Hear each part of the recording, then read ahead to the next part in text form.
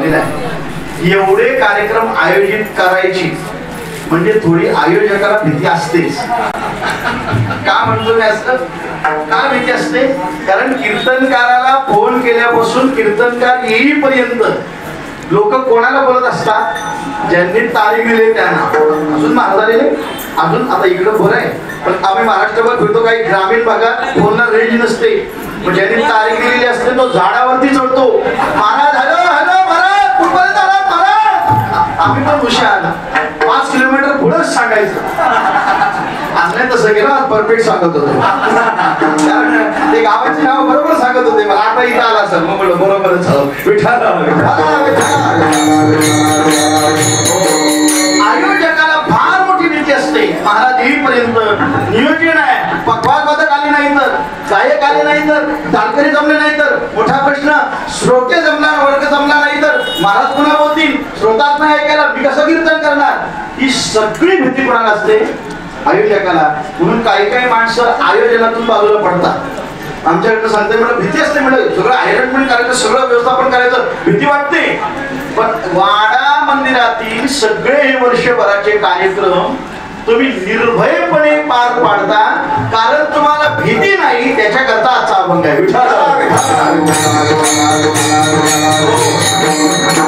भय नाही असं माणूसच नाही, भय नाही असा पक्षी नाही, आणि भय नाही असा प्राणी नाही. मी सुरुवातीला म्हटलं आहार निद्रा भयच मैथून हे सर्वांशी समसमान. बघा, आहार करणे, जेवण करणे, भय म्हणजे भीती सगळ्यांकडेच आहे.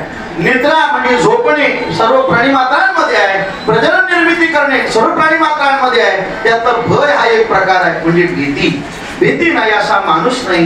किती मोठा माणूस असला तरी तो कोणाला ना कोणाला तरी घाबरतोच. किती मोठा असला, एकाचा आडनाव वाघ होते तर कोणाचं माफ करा, वाघ आणला तो गावात असा वाघासारखा फिरायचा. हा म्हणा मी घाबरत नाही कोणाला, मी कोण आहे? वाघ आहे. पण घरी गेला का त्या वाघाची मांजर व्हायची. सगळे म्हणायचे हा वाघासारखा जगतो, त्याचा नोकर म्हणायला लागला. पण घरी आल्यापासून मांजर का होते? म्हणून विचारलं, साहेब म्हटलं तुम्ही गावात ना फिरताना वाघासारखे फिरता आणि घरी आल्यावर तुमची मांजर होते असं का? ते म्हणले बघ तुला म्हणून सांगतो, कुणाला सांगू नको. म्हणलं काय? काय नाही, मी वाघासारखा फिरतो कारण मी वाघ नावाचा माणूस आहे. वाघाने वाघासारखा जगला पाहिजे. पण माझ्या पत्नीला मी घाबरतो कारण तिच्या माहेरचं आडनाव आहे वाघ मारे. वाघाला वाघ मारायची. भय नाही ऐसे व्यक्तीच नाही, भीती नाही असा प्राणी नाही.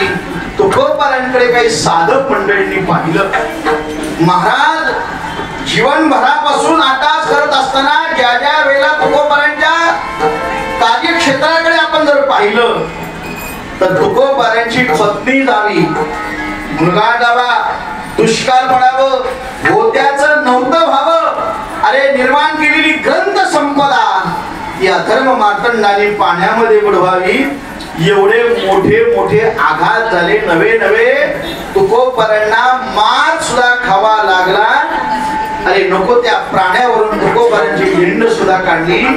एवढे सगळे प्रसंग जगद्गुरु तुकोबारांच्या जीवनात झाले.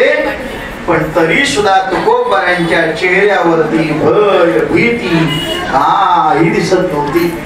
म्हणून महाराजांना काही साधकांनी प्रश्न विचारला, महाराज सांगा ना, एवढे मोठे मोठे आघात तुमच्यावरती झाले, एवढे मोठे मोठे प्रसंग तुमच्यावरती आले, पण तरी सुद्धा तुम्ही घाबरला नाही, भयभीत झाला नाही, तुम्ही भीती का बाळगत नाही, तुम्हाला भय का नाही? त्याचं उत्तर दिलं,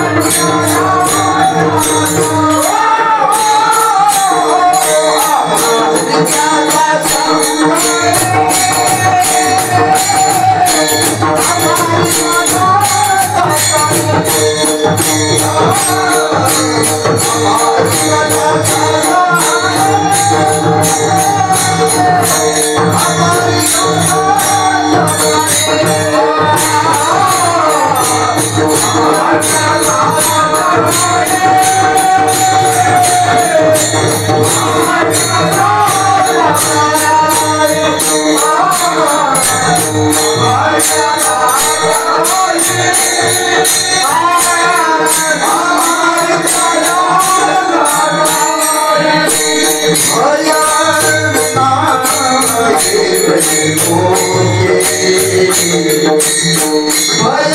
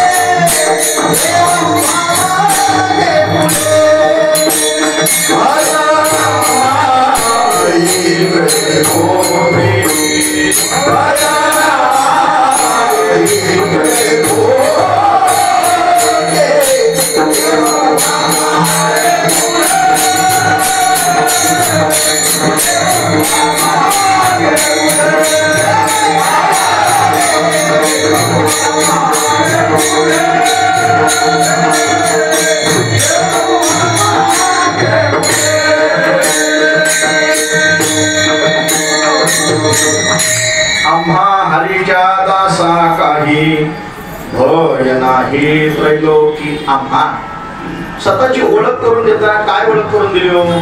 आम्ही हरीचे दास. आम्ही बाकी काही आम्हाला कळतच नाही हो. आम्ही त्या हरीचे दास आहोत. दास आहोत म्हणजे काय? आम्ही त्या देवाशी अनन्य आहोत. कोणाशी? त्या भगवंताशी, त्या हरीशी. हरी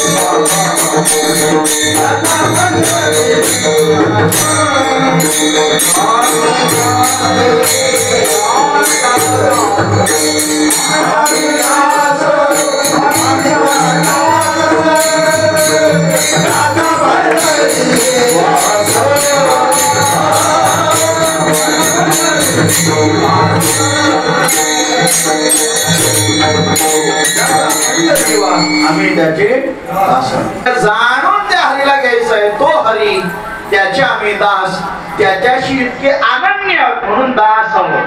दासाची व्याख्या करताना अनेक प्रकार आपल्या पुढे येतात. मग काही वेळेला दास परवडले पण दास परवडत नाही. दास आणि दास फरक आहे. दासाचं काम काय? चावणी. काही काही डास असे असतात बघा, चुकून जर एखादा डास जास्त त्रास द्यायला लागला की आपण त्याचा मारला तर रक्त त्याच्यातनं बाहेर निघतं. हे रक्त कुणाचं असतं? डासाचं असतं. ज्याच्यावरती बसतो त्याच माणसाचं रक्त तो प्राशन करतो. बरं, काही काही डास असे आहेत ते चांगले बुवा शोधतात. त्यांना माहिती शुद्ध रक्त असतंय. यात भेसळ मिळत नाही.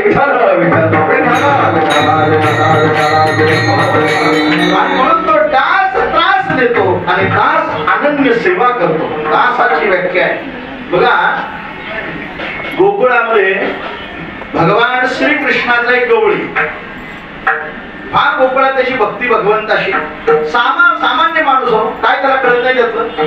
असा तो व्यक्ती आपल्या शेतावरती बोजा घेऊन निघाला होता. 100 किलोची बॅग असेल, 50 किलोची. शेतावरून निघाला होता घरी जायला. तर त्याने पाहिलं एक साधू आपल्या शिष्यांना घेऊन त्याची परिक्रमा करत होते गोकुळाची. आणि त्या गावाच्या बाहेर त्यांनी उच्च आसनावर बसून समोरच्या शिष्यांना उपदेश करत होते. त्यांना असं वाटलं, त्या गोकुळातल्या एका त्या गवळ्याला असं वाटलं की काहीतरी देवाचं इथं चाललंय, थोडं बसावं, ऐकावं. म्हणून ते 50 किलोची बॅग त्याने ती खाली टाकली आणि त्याच पोत्यावरती तो बसला. हे त्या साधूने पाहिलं. तो साधू म्हणायला लागला, आमचा नियम असा आहे की इथं फक्त या गुरुनेच उच्च आसनावरती बसायचं, बाकीच्यांचं आसन खालीच असलं पाहिजे. त्याला सांगितलं, उठ. म्हणलं का? इथं आमचं आसन उच्च असलं, तू उच्च आसनावर बसायचं नाही, उठ म्हणता.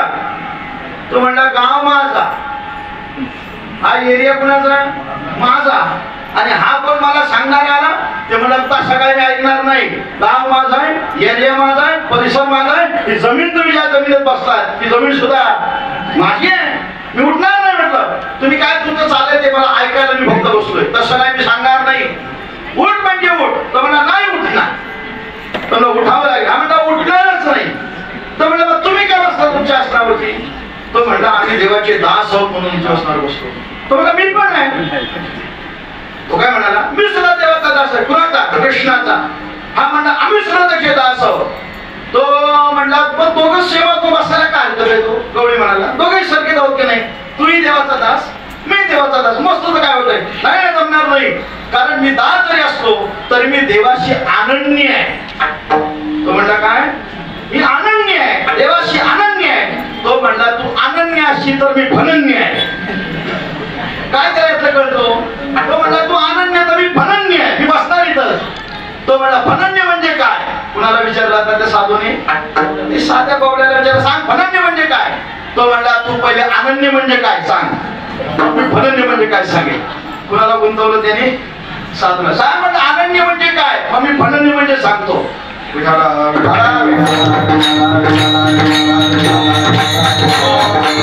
अनन्य म्हणजे काय? तो मला सांगणार नाही. आम्हाला मी पण सांगणार नाही. तो म्हणला सांगतोस का? नाही म्हणला तुम्ही सांगा अनन्य म्हणजे काय, मग मी सांगतो. तो म्हणला अनन्य म्हणजे आम्ही रामाला जाणत नाही, आम्ही देवीला जाणत नाही, आम्ही शंकराला जाणत नाही, आम्ही बालाजीला जाणत नाही, आम्ही कुठल्या कुठल्या देवाला जाणत नाही. आमचं फक्त एक रूपता कुणाशी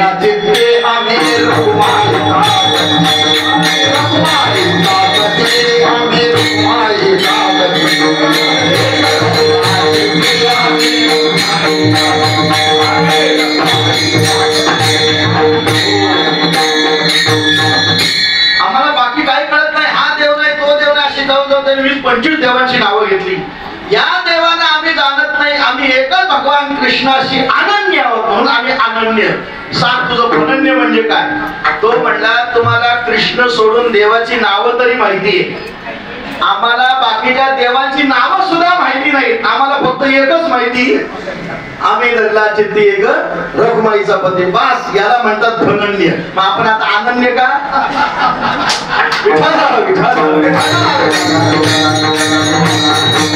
हरीचा दास अनन्य भावाने त्याची सेवा करणे, त्या भगवंताची अनन्य होणे म्हणजे हरीचे दास होणे. तुकोबाला म्हणतात अनन्य स्वरूपाने आम्ही त्या पांडुरंगाची दासत्व करतोय म्हणून आम्हाला भीती नाही. आम्हा हरीच्या दासा काही काही या शब्दात तुलना झालेली आहे. कुणाची? हरीच्या दासांची आणि हरीचे दास नसणाऱ्यांची. आम्हा हरीच्या दासा काही भय नाही त्रैलोकी, पण बाकीच्या नाही. अंगुलीचे फक्त आम्हालाच नाही, कारण आम्ही हरीचे दास आहोत. आम्हाला भय नाही इथंच नाही तर त्रैलोक्यामध्ये आम्हाला भय नाही. आता त्रैलोक्य म्हटलं की आपल्या समोर 3 उदाहरणं पडतात, पाताळ लोक, मृत्यूलोक आणि स्वर्गलोक. आता कोण बघायला गेलं पाताळ लोक स्वर्गलोक? लोक म्हणतात मेल्यावर कुठे जातात? स्वर्गात जातात. आणि मग ते नावा पुढे कैलासवासी वैकुंठवासी स्वर्गवासी असं लिहितात. तिथं म्हणे कोणीतरी न पण पुढे लिहायला पाहिजे. जास्त कारण त्याला समजल्यावर इशारा कापला तर खरंच. अरे जो रोज लेझिम खेळत येतो त्याला कधी त्याला देवाचं नाव मुखात आला नाही आणि तो मेल्यावर पण पुढे जर कै वय स्व लावलं तर कसा म्हणायचा? म्हणजे नक्की गोला गेलाय पुढे पुढे कसं कळणार आहे? काय काय आयुष्यभर मद्यपानात जातो त्याच्या उत्तर काय आमचं कीर्तन ठेवतात. आता सांगायचं तरी काय? मग ते सांगायचं त्याच्याकरता काही नाही. आजचं कीर्तन कुणा करता? जे ऐकायला बसले त्यांच्या करता. मागे झाले पाहू नका, पुढे जामीन आहे तुका. स्वर्गात कोण बघायला गेले, नरकात कोण बघायला गेले, पाताळात जाण्याचा विषयच नाही.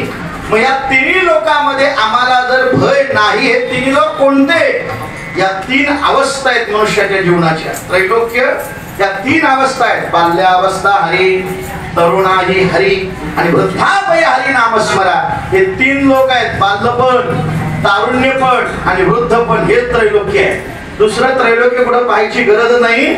महाराज म्हणतात आम्हाला बालपणातही भय नाही, आम्हाला तारुण्य अवस्थेतही भय नाही आणि आम्ही वृद्ध जरी झालो तरी आम्हाला भय नाही. का? आम्ही हरीचे दास आहोत. आम्हा हरीच्या दासा काही भय नाही त्रैलोकी. कारण माणूस घाबरतोच. किती मोठा माणूस असला त्याला भीती आहे, पण आम्हाला भय नाही. का? आता भय नाही हरे, आता भय नाही ऐसे वाटे. आता भय नाही ऐसे वाटे.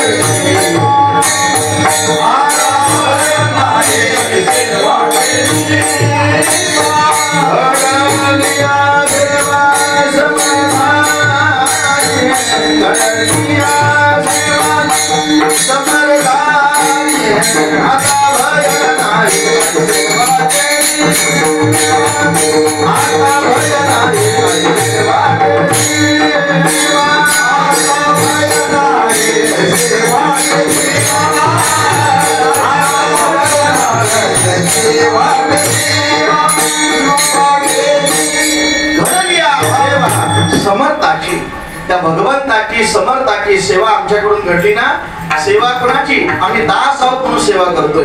आणि म्हणून आम्हाला आता भय नाही त्रैलोकी. का भय नाही? कारण देव आमच्या मागे उभा आहे आणि देव आमच्या पुढे उभा आहे. अभंगाचं दुसरं चरण. देवा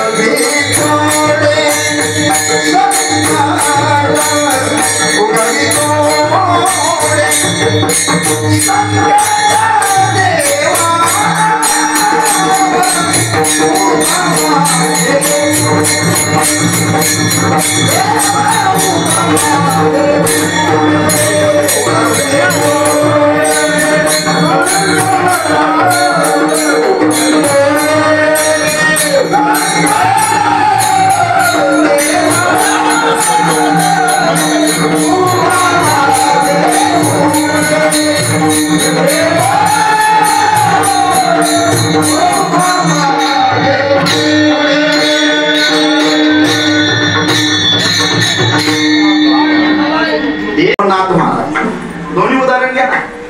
एकाकडे धनसंपत्ती आहे, ज्ञान आहे. तुकोबाराने फक्त धन, ज्ञानाचं धन आहे, परमार्थ महाधन एवढंच आहे. अम्मा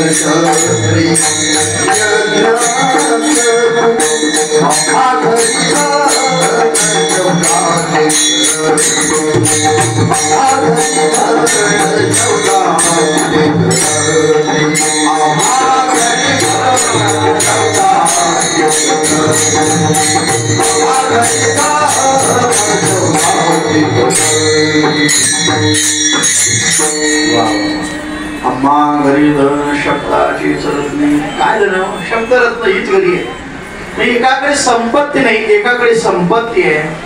त्यांचंही कोण सोहळ्या करताय का? 36 वर्ष भगवंतांनी त्या नाथबाबांच्या नावडीने पाणी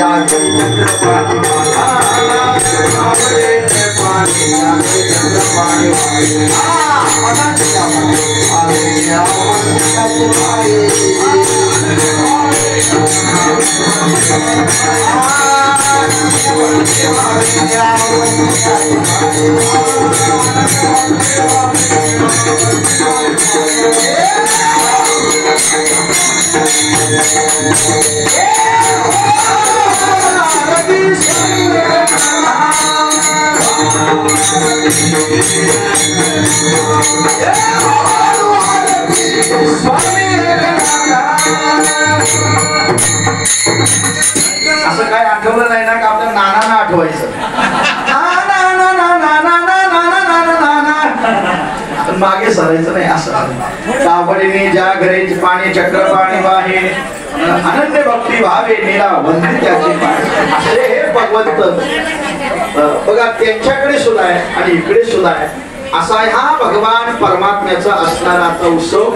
एकदा भजन संप्रदाय भजन करू आणि राहिल्या 2 चरणाचा पण विचार करू. गोपाळ कुमार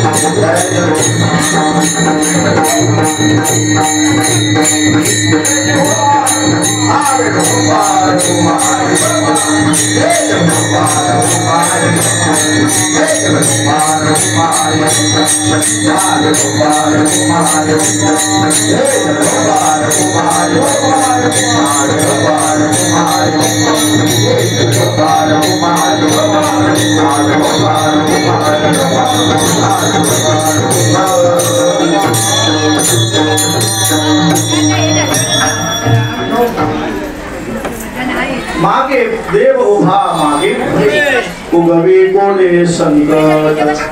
बघा देव मागे आणि पुढे आहे. मी सुरुवातीला म्हटलं वर्षातली एवढे कार्यक्रम आहेत, पण एवढ्या कार्यक्रमात सुद्धा कुठेही कशाची कमतरता नाही, कारण देव उभा मागे पुढे. कारण कार्यक्रम कुणाचे येतो? पांडुरंगाचे. आणि सगळी करणारे निमित्त भाग्यवान आहेत. तर ही सेवा तो पांडुरंग आपल्याकडून करून घेतोय. कमी वाड्यात माणसं आहेत का? ही सेवेची संधी आपल्या सगळ्यांना प्राप्त भगवंत करून देतोय. जन्मोजन्मी आम्ही बहुपुण्य केले, तेव्हा या विठ्ठली वाडा विठ्ठल प्रतिमंडळ म्हणायचं इथं असा हा आनंद घर भगवान परमात्मा तो आपल्या पुढेही उभा आहे आणि तो आपल्या मागे उभा आहे. आजचाच प्रसंग मी सांगतो. किती मोठं संकट होतं. रात्री आम्ही कीर्तनाला गेलो. गाडीचे चालक आपले सात महाराज ते म्हणजे मी आज दिवसभर गाडी चालवली. सकाळी खारघरला कार्यक्रम होता ते करून पालघरला गाडी चालवते. ते म्हणलं मी आराम करतो, तुम्ही कीर्तनाला. आम्ही कीर्तनाला गेलो आणि ज्या बंगला आमची झोपायची सोय होती राहण्याची त्या घरातला तारा वाजला. त्याला अगोदर ते कडी सर जे घर मालक होते ते विरायला होते. ते म्हणलं महाराज मी सकाळी येतो. त्याला म्हटलं मला सकाळी कीर्तन, पण ती चावी वगैरे ठेवून गेली होती.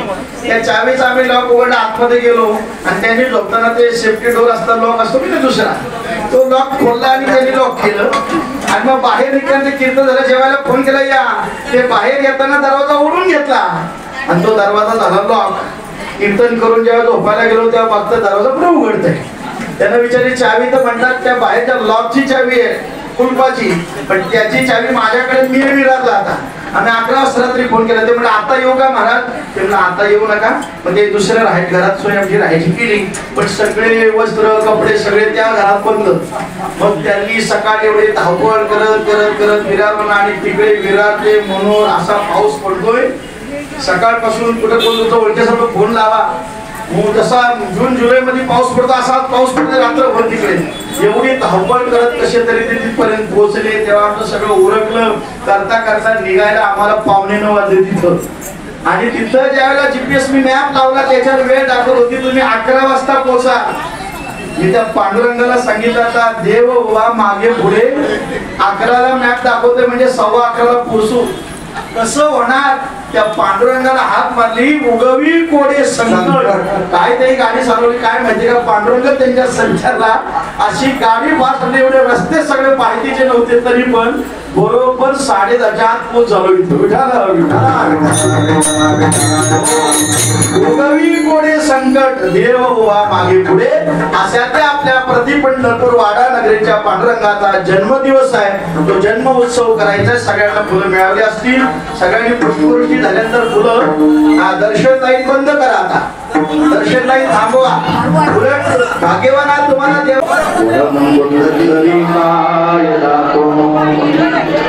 समागततिष्ठं तमानन्दपुण्यं परब्रह्मलिङ्गं हे पाण्डुरङ्गं समचरणसरोजं सान्द्रनीलाभुधाभं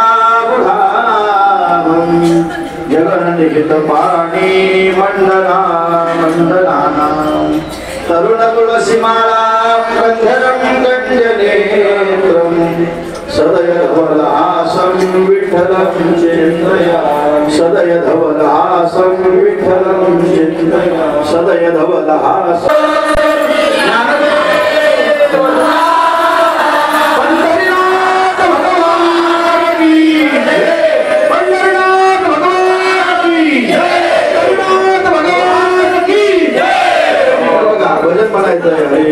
रंग रंग रंग रंग रंग विपुलना पांडुरंग विपुलना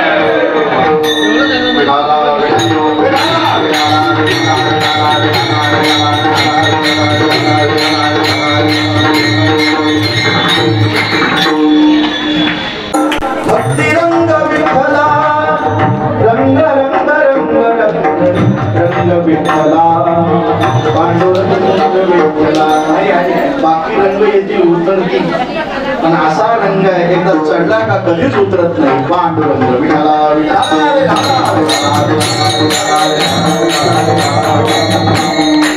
देवाच्या जन्मोत्सवाचं, देवाच्या वाढदिवसाचं कीर्तन तुम्ही श्रवण करायला बसलात, हे आपलं भाग्य आहे. आपल्याला जन्माला कोण घालतो? देव. आणि आज आपण कोणाला जन्मोत्सव केलाय? देवाचा. भाग्यवान आता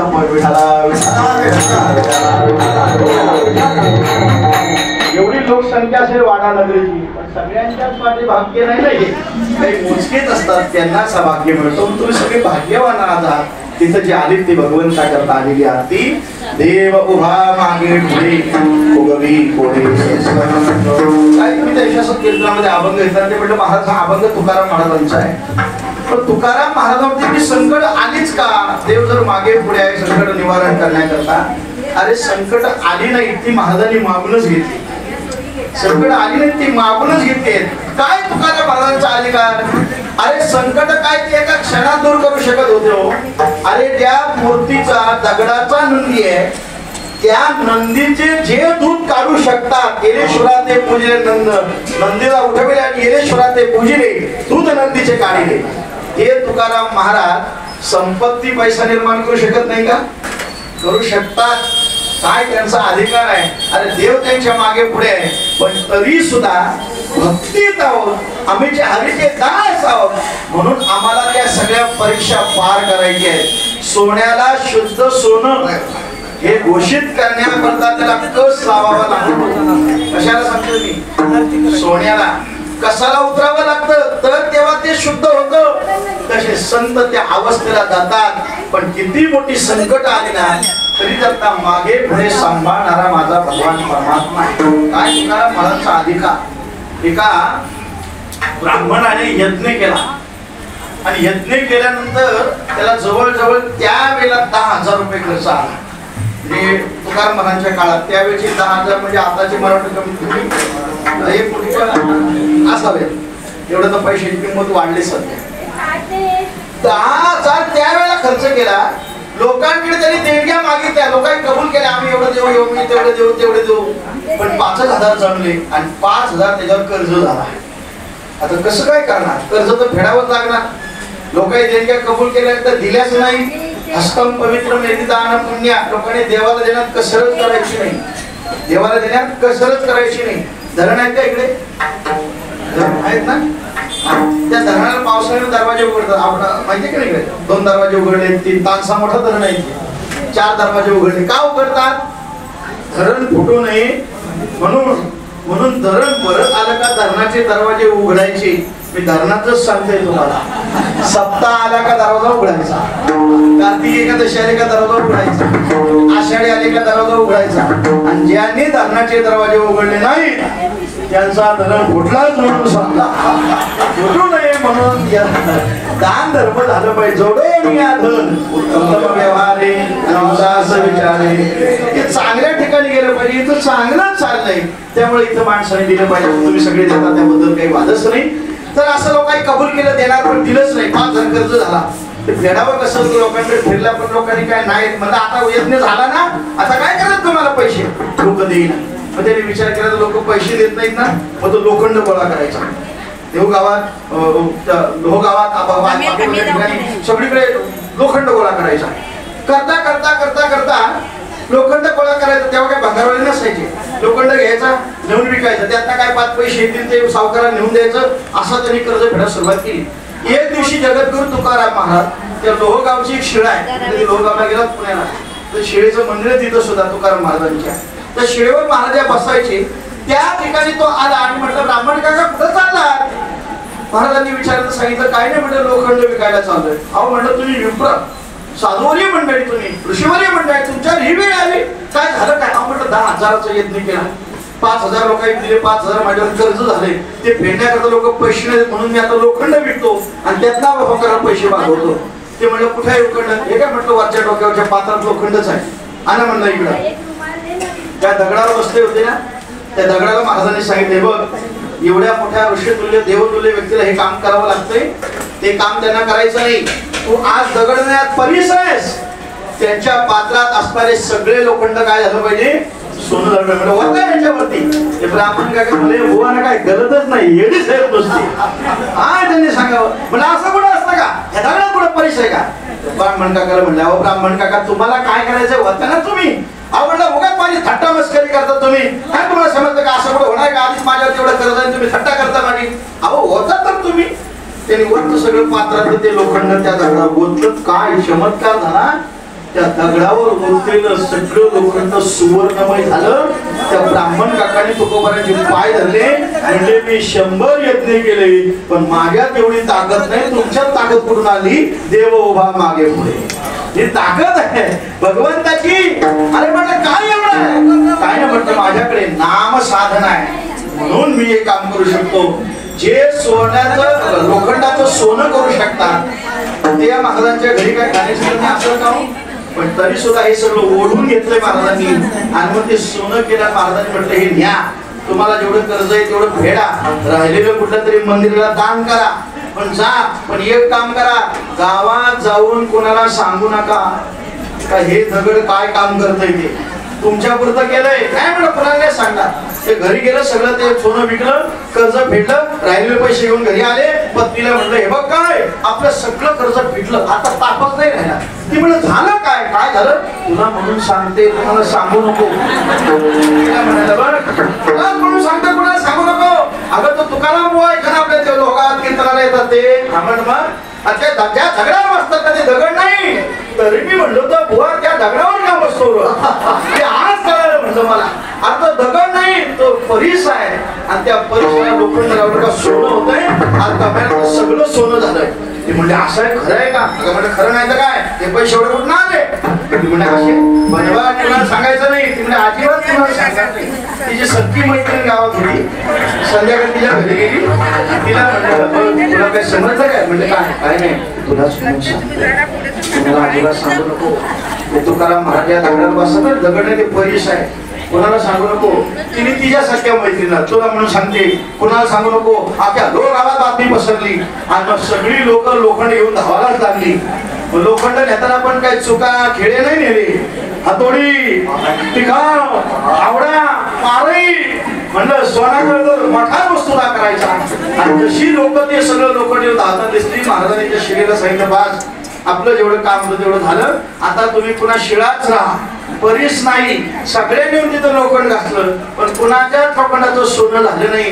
अजून सुद्धा काय काय महाभाग माणसं आहेत, कधी लोगावला गेलं जाताना एखादा सोन्याचा खिळा तरी लोखंडाचा खिळा तरी बरोबर नेतात आणि पाया पडता पडता तिथं घासतात. म्हणलं झाला तर झाला चुकून, अजूनही लोकांच्या डोक्यातला ते गेलं नाही. मग काय म्हणतात तेव्हा सोनं झालं, आता कुठं होतंय. आम्ही सांगतो होतंय, अजूनही होतं. आम्ही जन्माला आलो तेव्हा सगळी लोखंडच होतो, पण तुकोबारांच्या गाथा रूपी परिसराचा स्पर्श झाला म्हणून आज तुमच्या पुढे बोलण्याची ताकद निर्माण झाली. ती माझ्या तुकोबारांचा असणार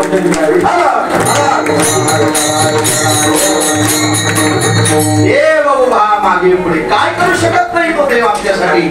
अरे संकट आमच्यावर येतीलच, पण त्या संकटाला आम्ही घाबरत नाही, कारण आम्ही हरीचे दास आहोत. देव उभा मागे पुढे, उगवी कोडे, कसलाही कोडा असू द्या तुमचा, भले भले कोडे त्यांनी सोडले, हे कोड काय, उगवी कोडे संकट.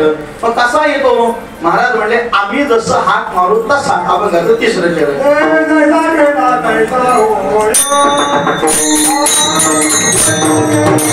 subscribe for more content.